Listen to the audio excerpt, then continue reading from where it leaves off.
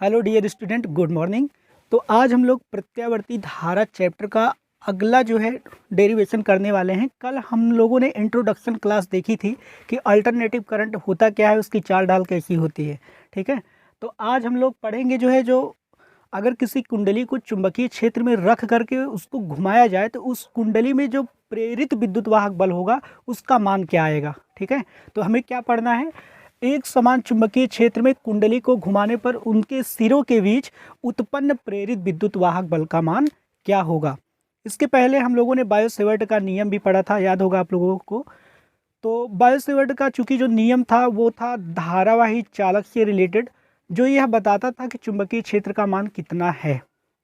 अभी तक हम लोगों ने जो कुछ भी पढ़ा है उसमें विद्युत धारा के बारे में और विद्युत धारा के प्रभाव से रिलेटेड बातें को समझा गया है उसमें। लेकिन आज हम लोग देखेंगे कि अगर धारा उत्पन्न होती है तो वो जो धारा उत्पन्न हुई है या कह सकते हैं जो विद्युत उत्पन्न हुआ है उसका नेचर क्या क्या है। तो कल हम लोगों ने इंट्रोडक्शन क्लास में बहुत सारी चीज़ें इनके बारे में समझी थी। तो आज हम लोग उस चैप्टर का पहला डेरिवेशन करने वाले हैं और देखने वाले हैं कि अगर किसी कुंडली को चुंबकीय क्षेत्र में मूवमेंट कराया जाए, कैसे मूवमेंट कराया जाए, गोलाकार घुमाया जाए, उसी कुंडली में एक अक्ष के परितः रोटेट कराया जाए तो वो कुंडली जो है, कुंडली के कारण जो है प्रेरित विद्युत वाहक बल उस कुंडली में उपस्थित हो जाता है या जो है प्रेरित विद्युत वाहक बल उत्पन्न हो जाता है और उसी प्रेरित विद्युत वाहक बल का हमें मान निकालना है। तो प्रेरित विद्युत वाहक बल निकालने से पहले हम लोग क्या करेंगे, पहले एक चुंबकीय क्षेत्र लेंगे और चुंबकीय क्षेत्र कैसा होना चाहिए, एक समान होना चाहिए, और फिर उसमें रखेंगे एक कुंडली को। तो फर्स्ट ऑफ ऑल हम लोग क्या करेंगे, एक चुंबकीय क्षेत्र बनाएंगे। ठीक है, मान लेते हैं ये चुंबकीय क्षेत्र है। ठीक है, चुंबकीय क्षेत्र कैसा होना चाहिए, एक समान चुंबकीय क्षेत्र होना चाहिए। ये है एक समान चुंबकीय क्षेत्र। ठीक है, और मान लेते हैं चुंबकीय क्षेत्र का मान कितना है, वेक्टर बी। चुंबकीय क्षेत्र को किससे डिनोट करेंगे, वेक्टर बी से। ठीक, अब इसी में किसी कुंडली को हम लोग क्या करेंगे, चुंबकीय क्षेत्र में रखेंगे। तो मान लेते हैं एक कुंडली है और उसको चुंबकीय क्षेत्र में कुछ ऐसे रखा गया है, इस तरह से। इस चित्र को बहुत ध्यान से एकदम निगाहें जमा के देखना है। अगर चित्र समझ में आ गया तो सब कुछ खल्लास हो जाएगा, फिर सब समझ में आ जाएगा पूरा डेरिवेशन। अगर चित्र नहीं आया तो फिर ऐसे देखते रह जाओगे। तो चित्र को बहुत ध्यान से समझो। ये कुछ ऐसे, ठीक है, ये क्या है, कुंडली है। और मान लेते हैं एक कुंडली की ये क्या है, अक्ष है। ये क्या है, कुंडली की अक्ष है। ठीक, और इसी अक्ष के परितः कुंडली को घुमाना है। ये मान लेते हैं कुंडली कुछ ऐसे घूमती है। ठीक है, कुंडली गोलाकार घूमेगी। तो मान लेते हैं जो कुंडली का वेग होगा, यानी कोणीय वेग जो कुंडली का आएगा वो कितना होगा, ओमेगा होगा। ठीक, ये ओमेगा हो जाएगा कुंडली का कोणीय वेग। और जब ये कुंडली बनाई गई थी तो कुंडली को बनाने में तार को n बार लपेटा गया था इसमें। तो कह सकते हैं इस कुंडली में जो फेरों की संख्या है वो कितनी है, कैपिटल N है। ठीक है, और इस कुंडली का जो एरिया है, क्षेत्रफल है, वो है कैपिटल A। ठीक, तो A क्या है, कुंडली का क्षेत्रफल है, और N क्या है, कुंडली में फेरों की संख्या। इस कुंडली का नामकरण भी कर देते हैं A B C D। ये कुंडली कौन सी है, ABCD एक क्या है, कुंडली है जो चुंबकीय क्षेत्र में उपस्थित है। ठीक है, अब देखना है, मान लेते हैं जो कुंडली है, जो कुंडली है वो जो है चुंबकीय क्षेत्र से थीटा कोण पर रखी हुई है। ठीक है, मान लेते हैं जो कुंडली है वो चुंबकीय क्षेत्र से कितने कोण पर है, थीटा कोण पर ना। कहने का मतलब जो कुंडली का क्षेत्रफल वेक्टर है, क्षेत्रफल वेक्टर अर्थात वेक्टर ए, वो क्या है, कुंडली से कुंडली के क्षेत्रफल वेक्टर और चुंबकीय क्षेत्र जो है उन दोनों के बीच जो आने वाला कोण है वो कितना है, थीटा है। तो क्षेत्रफल वेक्टर और कुंडली क्षेत्रफल वेक्टर और चुंबकीय क्षेत्र के बीच जो कोण हो जाएगा वो कितना हो जाएगा, थीटा हो जाएगा। ठीक है, अब देखो ध्यान से, इस कुंडली को हम लोग कैसे घुमाएंगे, क्लॉकवाइज। ठीक है, ये कुंडली कैसे चलेगी, क्लॉकवाइज चलेगी। तो मान लेते हैं कुंडली कैसे चलती है, क्लॉकवाइज हम लोग इस कुंडली को घुमाते हैं। ठीक है, कुंडली को कैसे चलाएंगे हम लोग, क्लॉकवाइज चलाएंगे। और उसके बाद अब जब कुंडली को चुंबकीय क्षेत्र में हम लोग घुमाते हैं तो कुंडली में जो फ्लक्स होता है वो क्या होता है, बार बार अल्टरनेट क्रम में चेंज होता है, और फ्लक्स के चेंज होने के कारण ही एक प्रेरित विद्युत वाहक बल जनरेट हो जाता है जो कुंडली में देखने को मिलता है। उसी की वैल्यू हमें फाइंड आउट करनी है इसमें। ठीक है, चलिए ये इसको हम लोग क्या माने थे, ये था कुंडली का घूर्णन अक्ष था, ये था घूर्णन अक्ष। ठीक है, जिसके परितः हम लोग कुंडली को घुमाएंगे। ज़रा इसको आप लोगों को हम दिखाते हैं। ये कुंडली कुछ चुंबकीय क्षेत्र कैसे है, चुंबकीय क्षेत्र है जो है, हाँ चुंबकीय क्षेत्र का मान जो है वो कुछ सीधा है ऐसे, और कुंडली जो है चुंबकीय क्षेत्र से थोड़ा सा ऐसे है इस तरह से। तो ये चित्र आपको दिख रहा होगा ऐसे, तो ये चुंबकीय क्षेत्र की दिशा हो जाएगी और कुंडली ये है। ठीक है, तो एक आप लोग जानते हैं जो क्षेत्रफल वेक्टर होता है, जो क्षेत्रफल वेक्टर होता है वो सदैव क्या होता है कि वो कुंडली के हमेशा लंबवत होता है। तो अगर ये कुंडली का तल है तो क्षेत्रफल वेक्टर कैसे आएगा, इसी के जस्ट लंबवत, ये कुछ ऐसे होगा। हमेशा जो क्षेत्रफल वेक्टर होता है वो कुंडली के जस्ट क्या होगा, लंबवत होगा। तो यहाँ पे जो कुंडली का क्षेत्रफल वेक्टर है यानी कह सकते हैं ये, और जो यहाँ पे दिख रहा है आपको बी, ये बी और इनके बीच जो बनने वाला कोण आएगा वो कितना है, थीटा है। कहने का मतलब कुछ इस तरह से ऐसे। ठीक है, इनके बीच जो कोण बनेगा वो कितना आएगा, थीटा आएगा। कोण कुछ ऐसे दिख रहा होगा आपको, आप लोगों को। तो ये कोण कितना बन के आएगा, ये कोण बन के आएगा कितना, थीटा। तो इसी को हम लोग बोलते हैं कितना, क्षेत्रफल वेक्टर बोलते हैं। और जो क्षेत्रफल वेक्टर है वो चुंबकीय क्षेत्र से कितना कोण बनाएगा, थीटा कोण बनाएगा। अब जब इस कुंडली को हम लोग चुंबकीय क्षेत्र में घुमाते हैं तो कुंडली कुछ ऐसे घूमती है इस तरह से। ठीक है, कुंडली जब ऐसे घूमती है तो इस कुंडली के तल से जो वैद्युत बल रेखाएं गुजरती हैं लगातार उनके मान में क्या होता है, परिवर्तन होता है। और परिवर्तन होने से इस कुंडली में एक प्रेरित विद्युत वाहक बल उत्पन्न हो जाता है। उसी की वैल्यू को हमें क्या करना है, निकालना है। ठीक है, तो मान लेते हैं क्या है, एक कुंडली है। अगर आप लिखना चाहेंगे तो ऐसे लिखेंगे, माना ABCD एक कुंडली है जिसे एक समान चुंबकीय क्षेत्र वेक्टर बी में रखा गया है। और उसके बाद जो कुंडली है, कुंडली का क्षेत्रफल वेक्टर जो है चुंबकीय क्षेत्र से कितना कोण बनाता है, थीटा, और कुंडली में फेरों की संख्या कितना है, n है। अगर इस कुंडली को ओमेगा कोणीय वेग से घुमाया जाता है तो माना इसमें होने वाला जो फ्लक्स परिवर्तन है वो कितना है, फाई है। ठीक है, तो कुंडली को घुमाने पर अगर फ्लक्स में परिवर्तन कितना हो, फाई हो, तो फाई बराबर कितना होगा, फाई बराबर होता है BA cos थीटा। ठीक है, थीटा क्या है यहाँ पे, तो थीटा जो यहाँ पे दिख रहा है ये थीटा है B और A के बीच कोण, B और A के बीच कोण। हमें निकालना क्या है, तो हमें निकालना है प्रेरित विद्युत वाहक बल। अब आप लोग यहाँ पे ज़रा इस पर ध्यान दें, तो थीटा बराबर क्या होता है, या कह सकते हैं जो कोणीय वेग होता है ओमेगा, वो कोणीय विस्थापन परिवर्तन की दर के बराबर होता है। तो यहाँ पे अगर थीटा की वैल्यू को हम लोग निकालें तो थीटा का मान आएगा, थीटा बराबर हो जाएगा ओमेगा टी। इसी थीटा की वैल्यू को अगर यहाँ पे रखेंगे तो ये आएगा BA cos ओमेगा टी। ठीक है, जरा एक बात बताओ हमें, जो फैराडे का नियम था उस नियम में था E बराबर माइनस फेरों की संख्या अगर n हो तो n, और उसके बाद यहाँ पे होता है d फाई अपान में dt। यानी कहीं ना कहीं अगर हमें d फाई अपान में dt मिल जाए तो हम लोग E को निकाल सकते हैं। तो हम लोग कोशिश करेंगे पहले क्या मिले हमें, d फाई अपान में dt।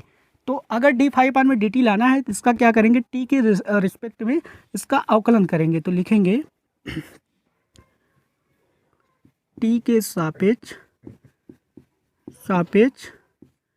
अवकलन करने पर, अवकलन करने पर इसका अवकलन करेंगे तो ये हो जाएगा d फाई अपान में dt हो जाएगा, बराबर हो जाएगा b a कांस्टेंट हो जाएगा, तो ये हो जाएगा BA d अपान में dt cos ओमेगा t हो जाएगा।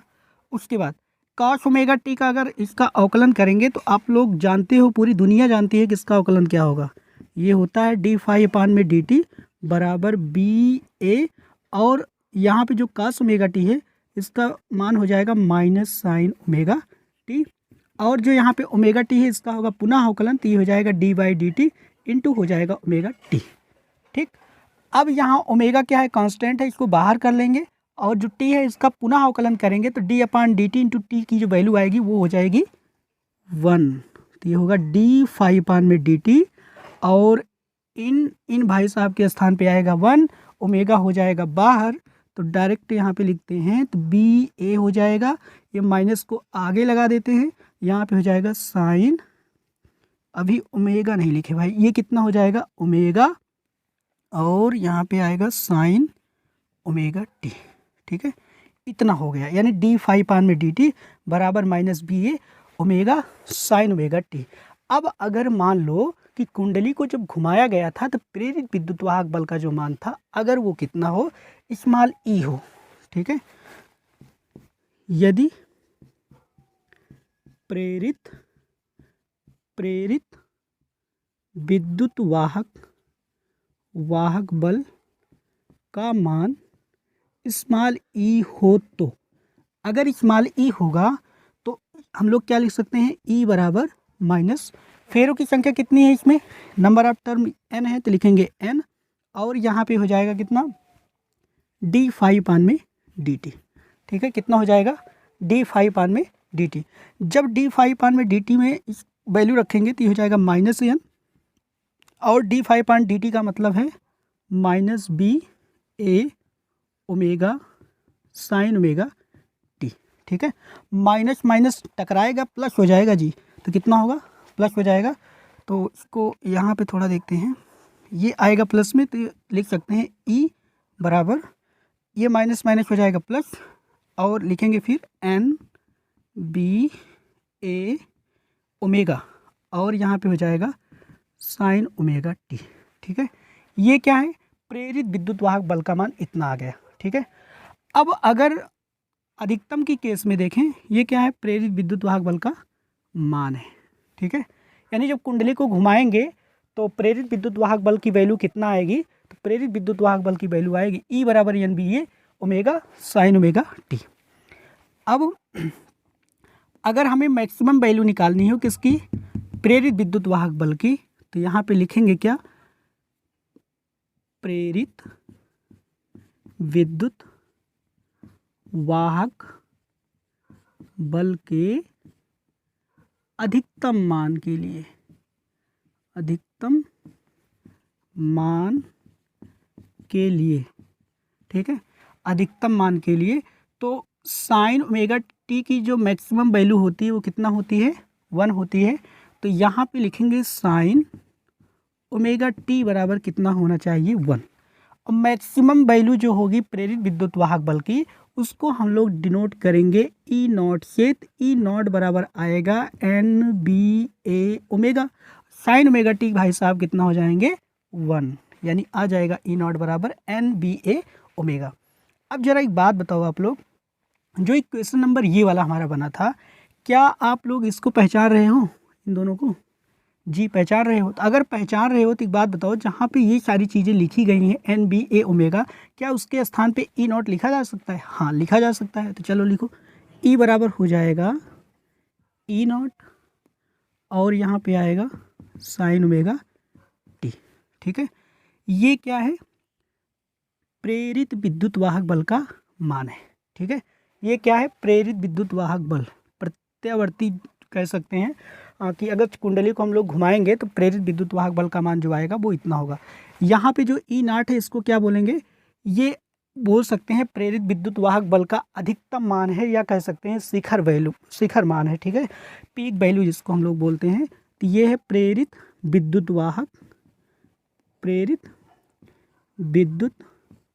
वाहक का अधिकतम मान कह सकते हैं, अधिकतम, इसी को अधिकतम मान बोलते हैं। ठीक है, इसी को हम लोग क्या बोलते हैं, शिखर मान भी बोलते हैं, किसका, प्रेरित विद्युत वाहक बल का। इसी को महत्तम मान भी बोल सकते हैं, क्या बोल सकते हैं, महत्तम मान भी बोल सकते हैं।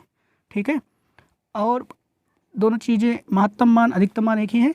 उसके बाद इसी को हम लोग अधिकतम आयाम भी बोल सकते हैं, क्या बोल सकते हैं, आयाम, अधिकतम आयाम भी यही कहलाएगा। यानी प्रेरित विद्युत वाहक बल का जो अधिकतम मान होगा वो भी यही होगा और उसके बाद महत्तम मान भी यही होगा और आयाम भी यही हो जाएगा। ठीक है। तो ये आ जाएगा फाइनल आंसर हमारा किसका, यानी जब कुंडली को घुमाएंगे तो उसके सिरे पर उत्पन्न प्रेरित विद्युत वाहक बल का मान यही आने वाला है, ठीक है।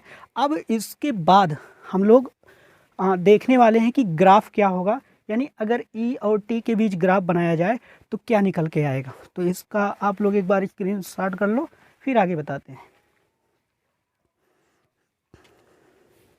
अब निकालते हैं प्रेरित विद्युत वाहक बल यानी स्मॉल तथा ओमेगा टी। ओमेगा टी को हम लोग अभी थोड़ी देर पहले समझे थे, कितना होता है थीटा। ओमेगा टी या थीटा के बीच ग्राफ, ठीक है। एक बात और, इस ग्राफ को हम लोग दो तरीके से खींच सकते हैं, ठीक है। आप जो है ई और थीटा के मध्य भी ले सकते हो ग्राफ, वही वैल्यू आएगी। और अगर आप ई और यहाँ पे जो टाइम दिख रहा है ना टी, ई और अगर टी के बीच खींचते हो तो भी वही ग्राफ आने वाला है। तो हम लोग क्या करेंगे, दोनों को समझ लेते हैं, ठीक है। चाहे आप ई और थीटा के मध्य निकालोगे तो भी वही वैल्यू आएगी, और ई और टी के बीच निकालोगे तो भी वह यही वैल्यू आने वाली है। तो इस ग्राफ को बहुत दिमाग लगा के समझना है, ठीक है, तभी फील आएगा इसका, नहीं तो फील नहीं आने वाला है फिर, ठीक है। चलो, तो अभी हम लोग एक समीकरण प्राप्त किए थे। समीकरण था ई बराबर ई नॉट साइन ओमेगा टी। इसी की सहायता से हम लोग निकालेंगे ग्राफ। जो ओमेगा होता है, अगर मान लेते हैं कोई कुंडली है, ठीक है, अगर कोई कुंडली एक चक्कर पूरा करती है, जैसे मान लेते हैं कोई कुंडली है एक चक्कर पूरा कर रही है इसे, ठीक है। तो एक चक्कर पूरा करने का मतलब, अगर मान लेते हैं यहाँ से वो चली थी और एक चक्कर कंप्लीट कर ली है, तो इसका मतलब वो कितने अंश घूमी है, तो यानी 200 360 अंश का सफ़र तय कर चुकी है ना। इसका मतलब क्या होता है 2 पाई। और एक चक्कर पूरा करने में जो लगा समय होता है उसको हम लोग बोलते हैं आवर्तकाल। तो आप लोग जानते हैं कि जो बेग होता है, बेग बराबर क्या होता है, दूरी बटा समय।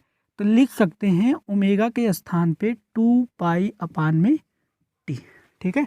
ये कब होगा, जब कुंडली एक चक्कर कंप्लीट करेगी। यानी अगर ये कोई कुंडली है, अगर इसको एक चक्कर, जैसे यहाँ से स्टार्ट किए हैं, तो एक चक्कर का मतलब है ये कुंडली घूम करके पुनः राउंड करके यहीं पे आए। जैसे इस कुंडली को हम लोग घुमाएं ऐसे करके, ये एक चक्कर कंप्लीट हो गया।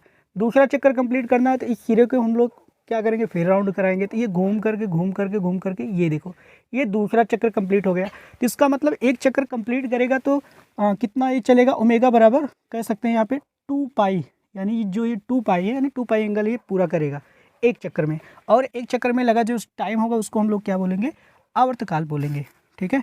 अब देखो यहाँ पे जो ग्राफ लेना है, हमें लेना है किसके बीच, टी के बीच। इसको भी आपको बताते हैं, इसको दोनों को भी। तो मान लेते हैं यहाँ पे क्या है, समय, ठीक है, स्मॉल टी, इसके मध्य देखना है। और उसके बाद दूसरा है, मान लेते हैं ये क्या है, थीटा। ये क्या है, थीटा, यानी कह सकते हैं कोण थीटा, ठीक है। चाहे आप इनको या इनको दोनों में से किसी एक के साथ आप मिला सकते हो, किसको, प्रत्यावर्ती यानी प्रेरित विद्युत वाहक बल को, किसको, प्रेरित विद्युत वाहक बल, ठीक है। तो ये हो जाएगा स्मॉल में ई। तो हमें ये ग्राफ बनाना है, ठीक है। चलो पहले इसको समझते हैं हम लोग, ये होता क्या है। जब तक ये आएगा नहीं तब तक ग्राफ बनेगा नहीं। ये बना लिए हम लोग ग्राफ, ठीक। तो सबसे पहले हम लोग देखेंगे टाइम कैसे कैसे निकालना है, ठीक है। तो हमारे पास एक कुंडली है जो आपको दिखाने के लिए लिए हैं। ये कुंडली तो नहीं है, बस कुंडली जैसा फील आपको आए इसलिए लिए थे ना। तो अगर मान लेते हैं इस कुंडली को हम लोग घुमाते हैं, ऐसे रख करके एक चक्कर कंप्लीट कराते हैं, ऐसे रख करके एक चक्कर कंप्लीट कराते हैं इसको ना, तो ये सर्किल कुछ ऐसे बनेगा, ठीक है। मान लेते हैं किसी क्षण कुंडली कुछ यहाँ पे थी, ऐसे ऐसे थी ना। बाद में जब इसको घुमाया गया तो वो यहाँ पे पहुँची, फिर उसके बाद यहाँ पे पहुँची, पहले यहाँ पे पहुँची, फिर जब इसको घुमाया गया तो यहाँ पे पहुँची, उसके बाद जब पुनः घुमाते हैं तो फिर यहाँ पे पहुँचती है, यहाँ पे। उसके बाद जब फिर पुनः घुमाएंगे तो घूम करके यहाँ पे पहुँच जाएगी। यानी पहले कुंडली यहाँ पे थी, फिर यहाँ पे, फिर यहाँ पे, फिर यहाँ पे। ध्यान से समझना इस बात को। अब बताओ, अगर एक चक्र जब कुंडली पूरा करती है तो आप ये बचपन से पढ़ते आ रहे हो कि जब कुंडली एक चक्कर पूरा करती है तो एक चक्कर पूरा करने में जो टाइम लगता है उसको हम लोग क्या बोलते हैं, क्या बोलते हैं? आवर्तकाल बोलते हैं।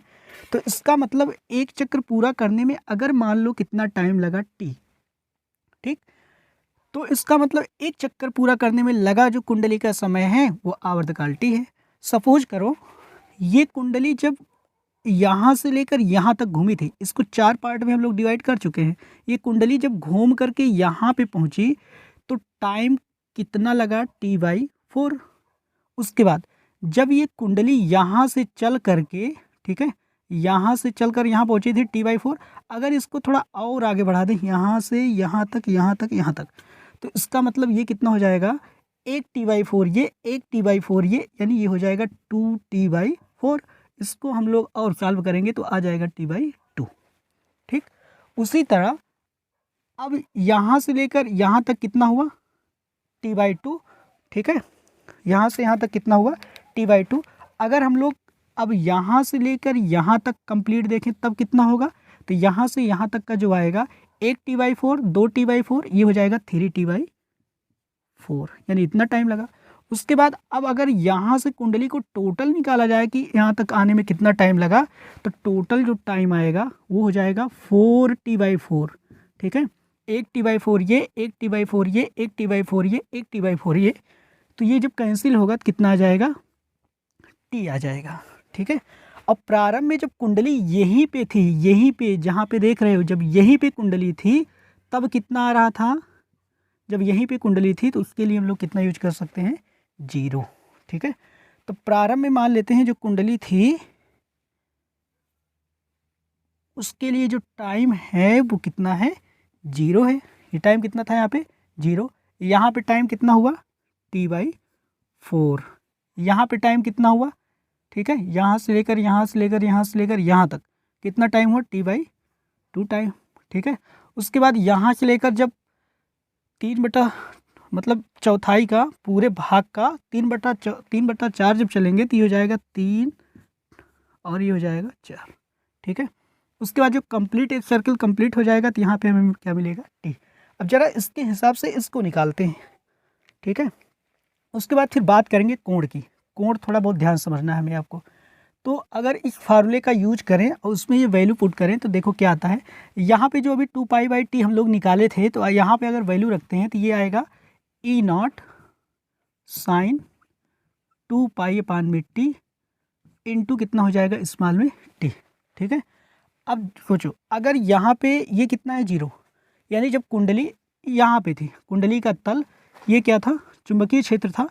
जब कुंडली का तल ऐसे था, ऐसे ना, ठीक है, तो उस टाइम पे यहाँ पे मान कितना था, 0, और यहाँ पे कितना हुआ, T/4। तो पहले यहाँ पे अगर 0 रखेंगे, टी के स्थान पे अगर 0 रखते हैं तो इसका मतलब ये पूरा पार्ट हो जाएगा साइन, पूरा पार्ट हो जाएगा 0, और साइन 0 का मान कितना होता है, 1 ना हो के 0 होता है।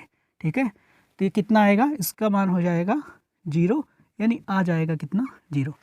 ठीक, तो यानी जब हम लोग रखे 0 तो यहाँ पे क्या प्राप्त हुआ, 0। उसी प्रकार अब अगर हम लोग कितना रखें, T/4, तो इसमें जब हम लोग T/4 रखेंगे तो E बराबर कितना है, E0, और ये है साइन ओमेगा के स्थान पे कितना था भाई, 2π ना, 2π में कैपिटल T इंटू, अब स्मॉल t के स्थान पे अगर T/4 रखेंगे तो ये हो जाएगा T/4।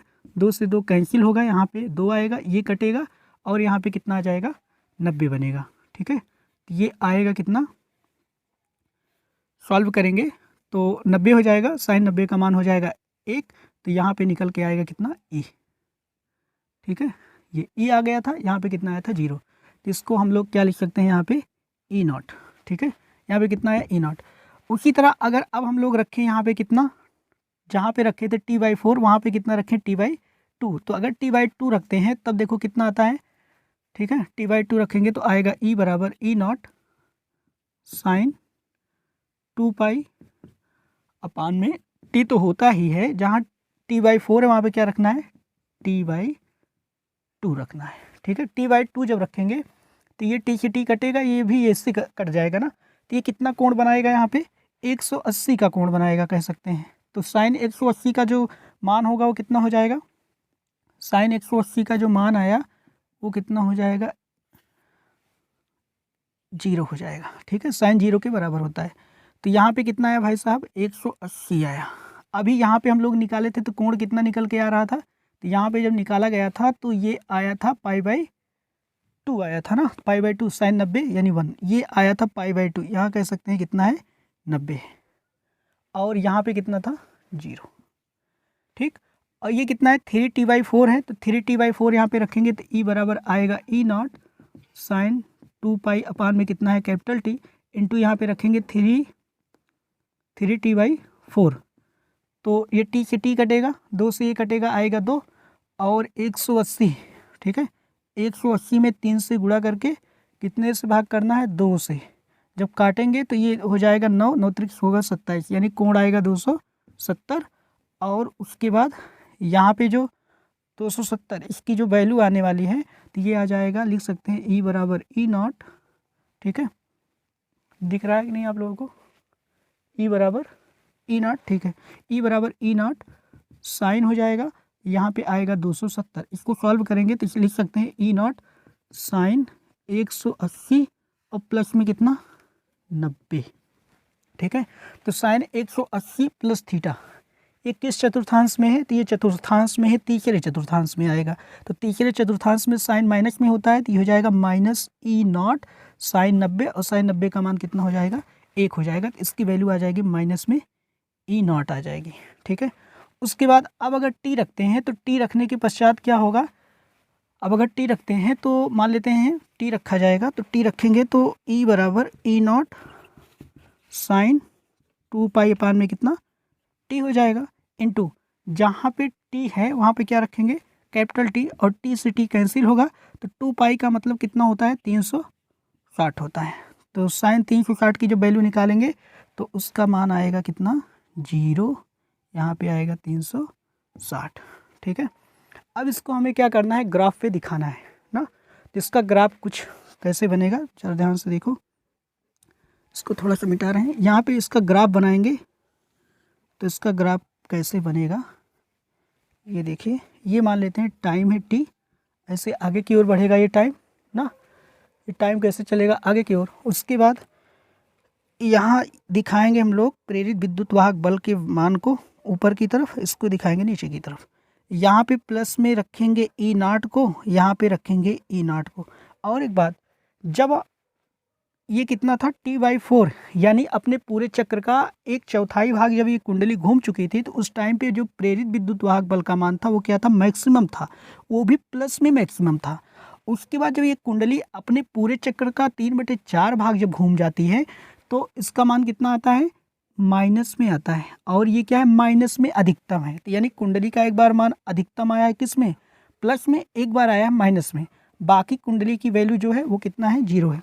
तो यहाँ पे अगर दिखाएं तो ये वैल्यू कितना है, यहाँ पे आ रहा है 0, तो ये 0 यहाँ पे बनाएंगे।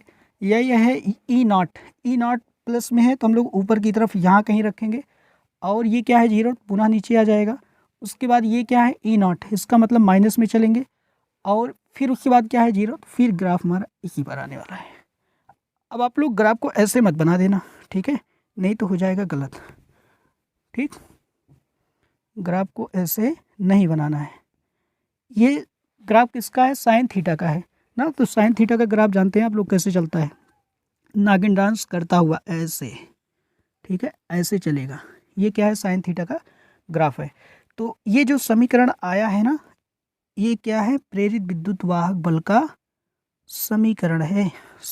ये समीकरण था, ये प्रेरित विद्युत वाहक बल का ग्राफ है। ठीक है, ये जो वैल्यू है ये इतना, ये क्या कहलाएगी, E0 है। ये अधिकतम के केस में है, ये प्लस में अधिकतम है, माइनस में अधिकतम होगा तो नीचे की तरफ होगा, इसको क्या बोलेंगे, E0 बोलेंगे, वो भी माइनस में। इसी को हम लोग क्या बोलते हैं, प्रेरित विद्युत वाहक बल का आयाम बोलते हैं, ठीक है, या इसी को शिखर मान भी बोलते हैं, ठीक। इसके कई सारे नाम हैं, तो हम लोग इसको क्या बोलते हैं, प्रेरित विद्युत वाहक बल का आयाम या जो है धारा प्रेरित विद्युत वाहक बल का शिखर मान। अब हम लोग देखेंगे इसके आगे बहुत इम्पॉर्टेंट बात है, इसको आप लोग एक बार स्क्रीनशॉट कर लो तो फिर मिटाएं, ये बहुत इम्पॉर्टेंट बात है। इसके बाद चलो मिटाते हैं। तो देखिए, अब जो कुंडली है इसको जब हम लोग घुमाए थे ना, तो इसमें क्या आ गई, प्रेरित विद्युत वाहक बल का मान ना कुछ मिला, वो कितना था, E बराबर E0 sin ओमेगा t। लेकिन अब इस कुंडली को अगर जैसे ही हम लोग किसी परिपथ से जोड़ते हैं, जब परिपथ से जोड़ते हैं इस कुंडली को, ठीक है, इस परिपथ से मान लेते हैं बाहर कोई लोड प्रतिरोध इसमें लगा दिया गया, जैसे कि एक बल्ब लगा दिया गया, यहाँ पे क्या करें, एक बल्ब को अटैच कर देते हैं। तो जैसे ही बल्ब को लगाएंगे तो ये सर्किट कंप्लीट हो जाएगा और इसमें धारा प्रवाहित होना स्टार्ट हो जाएगी ना। अब अभी जो ग्राफ आया था, ग्राफ कुछ हमारा ऐसे था, ऐसे, ये क्या था, ग्राफ था, यहाँ पे था प्लस में E0, यहाँ पे था माइनस में E0। तो जो प्रेरित विद्युत वाहक बल है, ये जैसे ही उत्पन्न होगा, सर्किट को कंप्लीट करेंगे तो यहाँ पे उत्पन्न हो जाएगी धारा, यानी सर्किट में धारा दौड़ने लगेगी, ठीक है। अब एक बात बताओ, जब यहाँ पे वोल्टेज की वैल्यू बढ़ रही है तो जो उत्पन्न धारा है उसका मान भी क्या होगा, बढ़ेगा।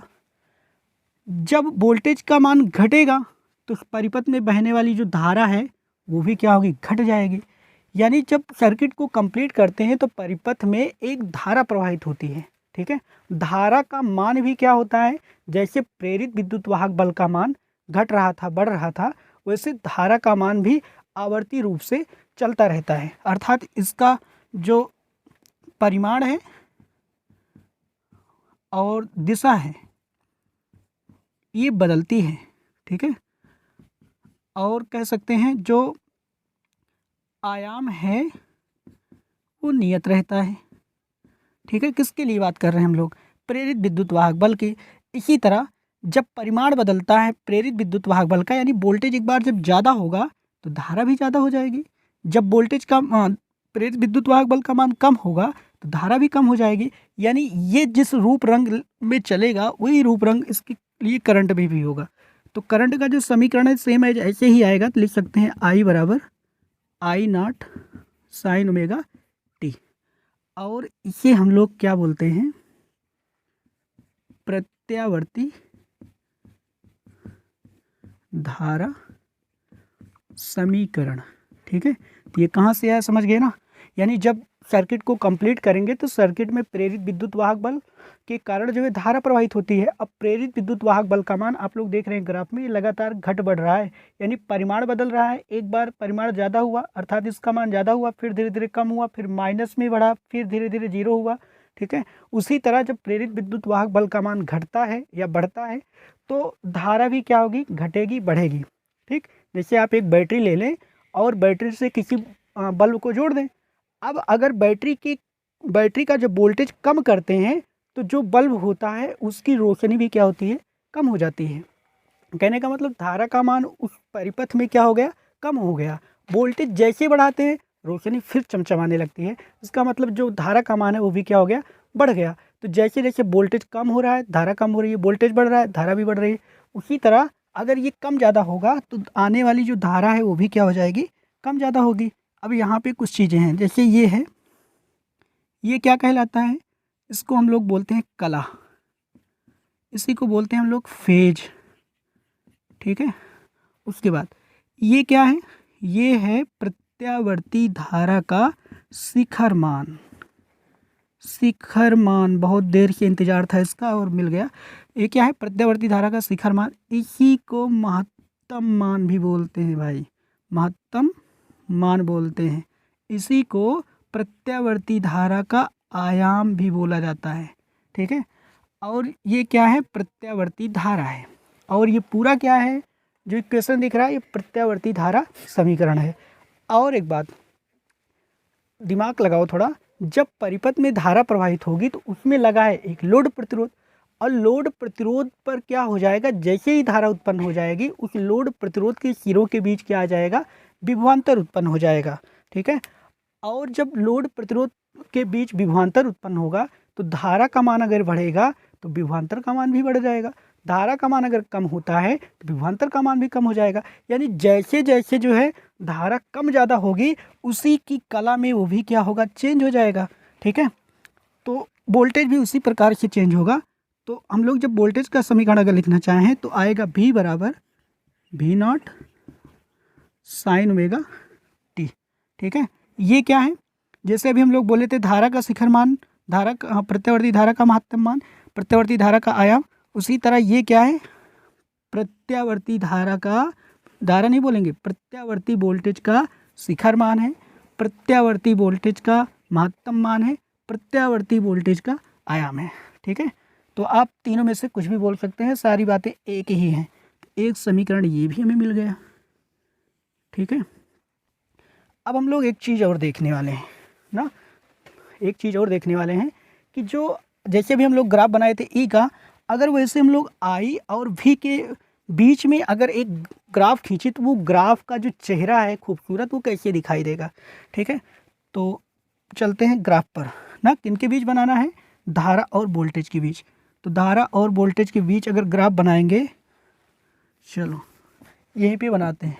ठीक, यहीं पे मान लेते हैं ये टाइम के रिस्पेक्ट में कुछ आगे बढ़ेगा। ठीक, टाइम के रिस्पेक्ट में क्या होगा, आगे बढ़ेगा। उसके बाद अभी एक हम लोग याद होगा वैल्यू निकाले थे किसके, टी के रिस्पेक्ट में, जहाँ पे टी की वैल्यू कितना रखे थे, 0, T/4 और क्या रखे थे, T/ कितना 2 और था 3 T/4 और था T। जब इन मान को रखा गया था, इन सभी मानों को हम लोग रखे थे, तो जो प्रेरित विद्युत वाहक बल का मान आया था, यहाँ पे आया था कितना, 0। यहाँ पे कितना आया था भाई, यहाँ पे आया था E0 और यहाँ पे कितना आया था, 0। यहाँ पे कितना आया था, माइनस में E0 और यहाँ पे कितना आया था, 0 आया था। ठीक है, अब एक बात बताओ, ये जो इक्वेशन था उसके लिए ये चीज़ निकल के आया था, जब यहाँ पे E0 था यहाँ पे E0 करके आया था। अगर सेम सारी चीज़ वही है, देखो साइन ओमेगा टी इसमें भी है, साइन ओमेगा टी इसमें भी है, तो उसी तरह अगर टी की वैल्यू को इसमें पुट किया जाए तो केवल अंतर किसका आएगा, धारा का। यहाँ क्या है, प्रेरित विद्युत वाहक बल है, यहाँ क्या है, धारा है। इसका मतलब यहाँ जहाँ E0 है, जब इसमें रख करके वैल्यू को सॉल्व करेंगे तो यहाँ पे आएगा कितना, यहाँ पे तो 0 ही आएगा, यहाँ पे कितना आएगा, तो यहाँ पे आएगा I0। ठीक है, यहाँ पे कितना आएगा, I0 आएगा, यहाँ पे कितना आएगा, 0, यहाँ पे कितना आएगा, माइनस में I0। ठीक, उसके बाद यहाँ पे कितना आएगा, 0 आ जाएगा। उसी तरह अब ये वाला समीकरण, ये वाला समीकरण दोनों एक ही जैसा तो है। इसका मतलब इसके लिए जो क्रियाकलाप किया गया था, यानी 0, T/4, T/2, 3 T/4 और T रखा गया था, तो ये सारी वैल्यू आई थी। उसी तरह केवल E0 जहाँ पे है वहाँ V0 है, जहाँ पे E है वहाँ पे क्या है, V है। इसका मतलब इसकी वैल्यू रखेंगे तो E0 के स्थान पे केवल क्या आ जाएगा, V0 आ जाएगा। तो आप लोग सॉल्व कर सकते हैं, थोड़ा सा मेहनत करना, वैल्यू निकल के आएगी। ये हो जाएगा 0 और इसके स्थान पे हम लोग लिखेंगे तो ये आएगा V0 और यहाँ पे कितना आएगा, 0। इसके स्थान पे आ जाएगा माइनस V0 और इसके स्थान पे आ जाएगा 0। ठीक है, अब अगर हम लोग वोल्टेज के लिए ग्राफ बनाएं तो ये हो जाएगा V तथा I ग्राफ। ठीक है, यानी वोल्टेज तथा धारा के बीच ग्राफ है। ऊपर की तरफ बढ़ेगा वोल्टेज और धारा, नीचे की तरफ भी माइनस में बढ़ेगा। ठीक है, तो इसका ग्राफ कुछ ऐसे चलेगा, इसी के समरूप ना। तो ये किसका ग्राफ है, मान लेते हैं ये ग्राफ है किसका, वोल्टेज का। तो V बराबर V0 साइन ओमेगा टी हो जाएगा ना। V बराबर कितना हो जाएगा, V0 साइन ओमेगा टी हो जाएगा। उसके बाद एक बात और, अब यहाँ पे जो धारा का ग्राफ है पहले बना लेते हैं, उसके बाद आपको बताते हैं। ये ग्राफ कुछ ऐसे चलेगा, ऐसे, उसके बाद ऐसे होता हुआ आगे चलेगा। ठीक है, अब आप देख रहे होंगे कि ये जो धारा का ग्राफ है वोल्टेज की ग्राफ से क्या है, थोड़ा सा डाउन है, यानी ये जो करंट का ग्राफ होगा ये थोड़ा सा डाउन रहता है किससे, वोल्टेज के ग्राफ से। तो ये क्यों रहता है ज़रा इसको समझो। आप लोग एक पढ़े होंगे ओम का नियम, ठीक है, V बराबर कितना होगा IR। अब एक बात बताओ, अगर जो वोल्टेज है, वोल्टेज की वैल्यू लानी है तो उसमें क्या करना है, प्रतिरोध से गुणा करेंगे। यानी अगर हम कहें कि ये वोल्टेज को अगर देखें तो हमेशा क्या होता है, ये धारा से बड़ा ही होता है। यहाँ पे जब R से यानी प्रतिरोध से गुणा करते हैं तभी ये जा करके वोल्टेज के बराबर आता है।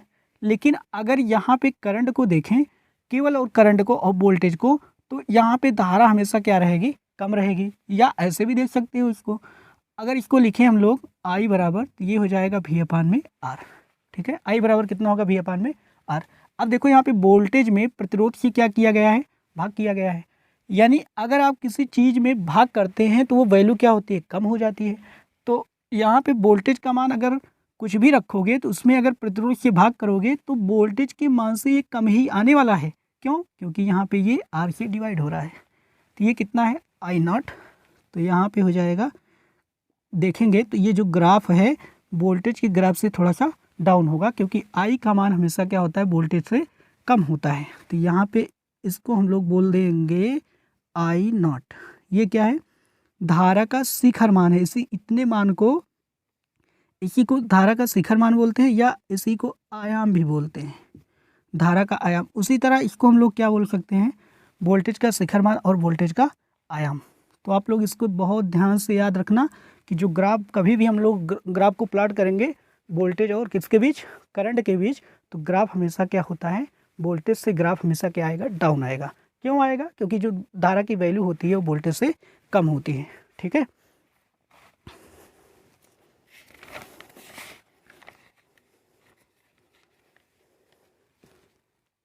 तो इसका आप लोग एक बार और स्क्रीनशॉट कीजिए।